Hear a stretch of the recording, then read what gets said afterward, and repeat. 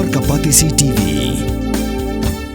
Pulit MBBS ha India ne Shabar ri kum ha Russia, Uzbekistan, Georgia, China, Philippines bat kiwe de kiri. Kidi kitop medical colleges bat ru ha kador babiang. Ka umdi basnyam bat penjasliang. Rupa Premium Meghalaya. Usembut mendirang ba gajalau bakmi iga tanat kampo yeng ba preston tensong lapin tikna ba Jingpynrung kampulen kadang ya Shakhmat ha kabayi examen ru kladepan penlong ha gajing akran bekilat pathai kubor ha karpusan trek unai tung arajar arpusan uba preston ulong baga sarkar menta kadang don hapdeng gajing bishar benya yeki result ba dekathop bakhadu jagi kertong kibla Ïaid on spin banana Shen ulapin tikna ba Jingpynrung kam kolong ha kerukom kebelek hok bat kebakoi da kebabut renti ikendom labu da katanan. Yes, the recruitment process for the written exam is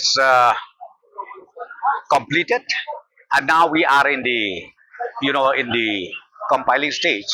So hopefully very soon we'll be able to declare the result of those exams which was already held. What is the total number of It's quite, I don't have right now the detailed numbers, but it is not less than 37,000. Not less than 37,000. There are some allegations about some written examinations and anomaly.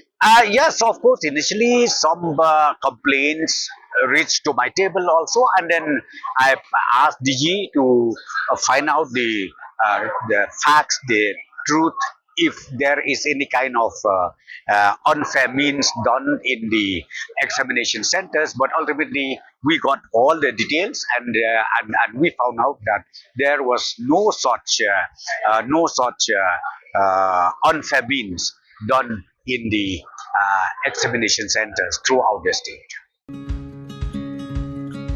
Wat penleno yakni kakabu ki sopti etho ki babha bat shongdor nadu 100,000 hadu 100,000 tingka menta phila banyo hagador lai 100,000 tingka ya ki sopti etho ba shongdor hinyo 100,000 chaneng phinyo tang san 100,000 tingka amtang kata ka wei ka sopti ka de ka wei ka design tang na ka benta jongphi wan jet nok loi na maulai moro bat na mot pran pho no menta hau khandai saw lai 100,000 pra hinyo lai pra